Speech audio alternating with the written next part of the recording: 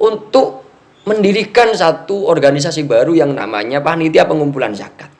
Perlu diketahui bagi kalian semua yang bergerak di bidang ini bahwa panitia zakat semacam ini tidak bisa disebut amil.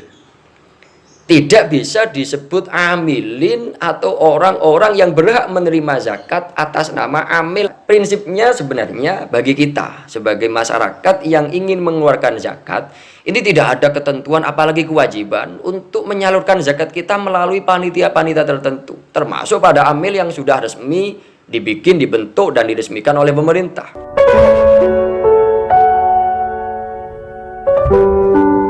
Assalamualaikum warahmatullahi wabarakatuh. Bismillah, alhamdulillah, wassalatu wassalamu ala rasulillah sayyidina wa maulana Muhammadin wa ala alihi wa sahbihi wa man tabi'alah.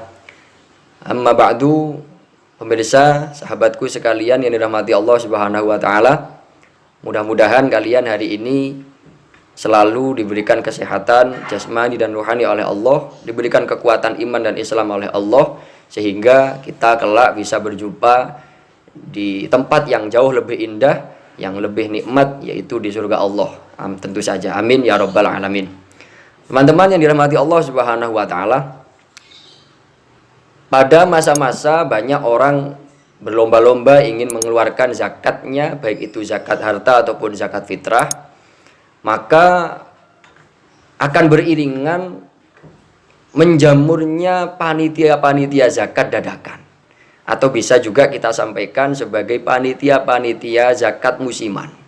Kenapa kita katakan sebagai panitia zakat dadakan atau musiman? Karena mereka berdiri pada momen-momen tertentu, terutama pada momen-momen Ramadan, momen-momen mendekati Hari Raya Idul Fitri ini.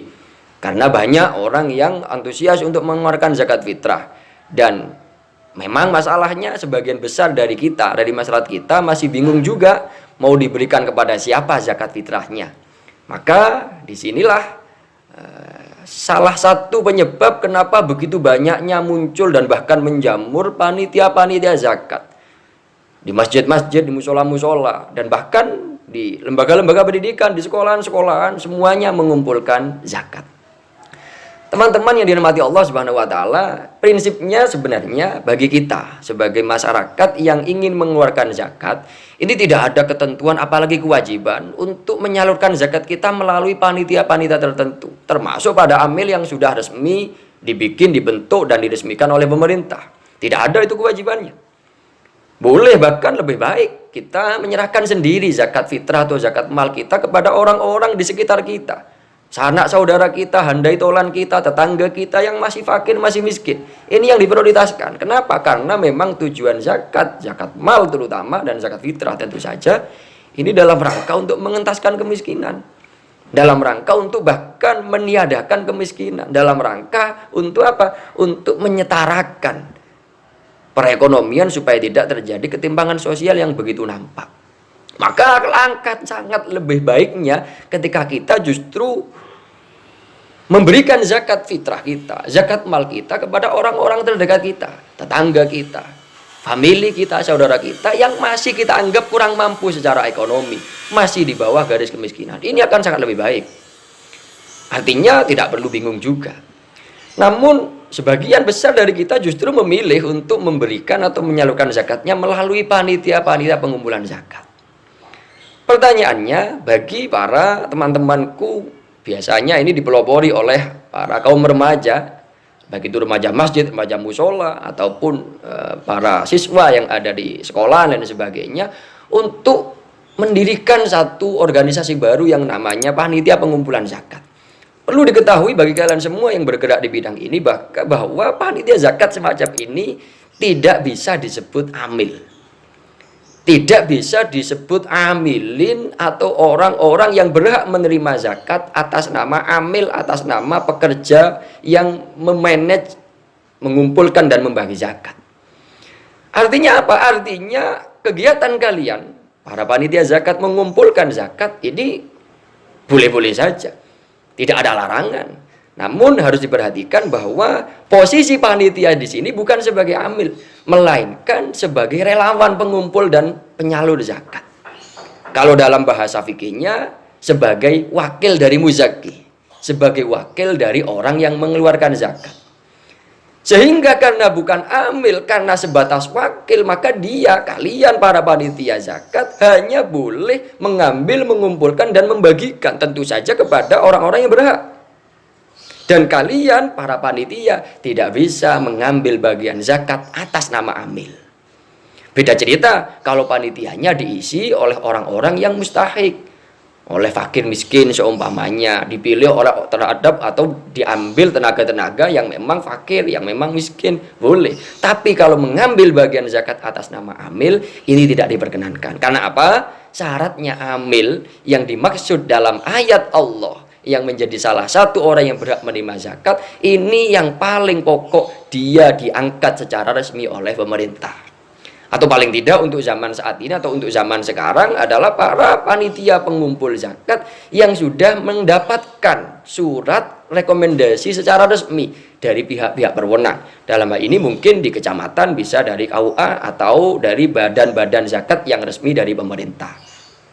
Selama kalian para panitia zakat masih belum mengantongi surat rekomendasi itu, maka sekali lagi kita atau panitia-panitia pengumpul zakat tersebut tidak bisa disebut amil. Sekali lagi konsekuensinya apa? Tidak bisa menerima bagian zakat atau mengambil bagian zakat dari bagian amil. Karena hanya wakil, hanya relawan, hanya berbuat baik saja kepada para masyarakat. Dan konsekuensi selanjutnya, sebagai wakil betul-betul harus memilih dan memilah betul terhadap siapa panitia zakat ini mendistribusikan zakatnya. Karena apa? Ketika panitia yang tidak resmi sebagai amil ini sampai salah menyalurkan zakat, maka dampaknya bukan hanya dosa atau perbuatan dosa yang kalian terima, yang panitia terima, tapi dampaknya juga terhadap para orang-orang yang menyerahkan zakat ke situ. Artinya apa? Zakatnya bisa tertolak, zakatnya bisa tidak sah. Ini beda cerita ketika kita memberikan zakat pada amil yang resmi, amil yang sudah ditunjuk atau direkomendasikan oleh pemerintah untuk menangani zakat. Ketika kita mengumpulkan atau menyalurkan zakat melalui amil yang resmi semacam ini, maka kita sebagai muzaki sudah tidak ada urusan lagi. Apakah nanti amil itu menyalurkannya dengan cara yang benar atau tidak? Karena apa? Amil itu sudah termasuk bagian dari mustahik. Teman-teman yang dirahmati Allah Subhanahu wa taala. Dampak selanjutnya adalah ketika panitia zakat ini masih bukan sebagai amil yang resmi. Karena sebagai panitia dadakan saja, panitia musiman saja, tidak ada rekomendasi dari pemerintah yang berwenang, ini juga ada dampak yang berupa apa? Berupa kembalinya beras zakat kepada orang yang berzakat. Contoh si Zaid menyalurkan zakat melalui panitia-panitia zakat yang dalam tanda itu nggak resmi ini. Seumpamanya karena kurang telitinya anggota panitia, akhirnya berasnya Kang Zaid ini kembali diserahkan kepada Zaid karena menurut panitia Zaid dianggap mustahik. Ini juga berdampak zakatnya tidak sah. Beda sekali lagi kalau panitia ini sudah menjadi amil yang resmi bentukan atau mendapatkan rekomendasi dari pemerintah. Hal semacam itu menjadi legal, menjadi diperbolehkan. Teman-teman yang dirahmati Allah Subhanahu wa taala. Intinya bahwa dalam rangka kita menyalurkan zakat fitrah kita khususnya ataupun zakat mal kita, ada 3 opsi pilihan. Bisa kita serahkan sendiri dan ini lebih baik. Dengan catatan kita harus mengetahui terhadap siapa yang mau kita beri. Dia fakir, miskin atau yang lain atau bukan. Fakir itu orang yang memang dia tidak mampu memenuhi kebutuhan hidupnya sehari-hari, kurang dari separuh kebutuhannya. Kalau miskin tidak mampu mencukupi kebutuhan dia sehari-hari lebih dari separuh kebutuhannya. Orang butuh 10.000, penghasilannya hanya 7.000, miskin. Orang butuh 10.000, penghasilannya hanya 4.000, fakir. Kok ada orang semacam itu? Maka dia termasuk kategori fakir miskin. Ingat, kebutuhan sehari-hari di sini yang dihitung adalah kebutuhan hidup layak di daerah setempat, bukan kebutuhan hidup layak di daerah yang lain. Sehingga masing-masing wilayah, masing-masing daerah tentu saja standar miskin, standar fakir ini berbeda. Teman-teman yang dirahmati Allah, itu opsi yang pertama. Opsi yang kedua bisa kita salurkan melalui lembaga-lembaga resmi yang dibentuk atau mendapatkan rekomendasi dari pemerintah. Dan ini lebih aman, lebih terjamin nanti keabsahannya, karena kita sudah tidak ada urusan lagi dengan mau disalurkan kemana zakat kita. Yang terakhir, yang ketiga, opsinya diberikan pada panitia-panitia mengumpul zakat yang tidak resmi bentukan pemerintah, tentu saja dengan resiko-resiko yang sudah kami sampaikan di depan tadi. Dan ini harus menjadi perhatian kepada kalian semua yang memang aktif atau bergerak di bidang panitia pengumpul zakat semacam ini. Jangan sampai niat baik kalian, jangan sampai niat tulus kalian karena eksekusinya salah, karena penerapannya salah, justru menjadi hal yang madorot, yang berbahaya, yang merugikan pihak muzaki atau orang yang menyalurkan zakat melalui kalian sebagai panitia zakat. Teman-teman, ini yang bisa kita sampaikan untuk episode kali ini. Mudah-mudahan sedikit bisa menjadikan tambahan wawasan dan bermanfaat untuk kita semua. Sekali lagi, untuk tanggapan, untuk pertanyaan bisa langsung kalian tuliskan di kolom komentar video ini. Terima kasih. Wassalamualaikum warahmatullahi wabarakatuh.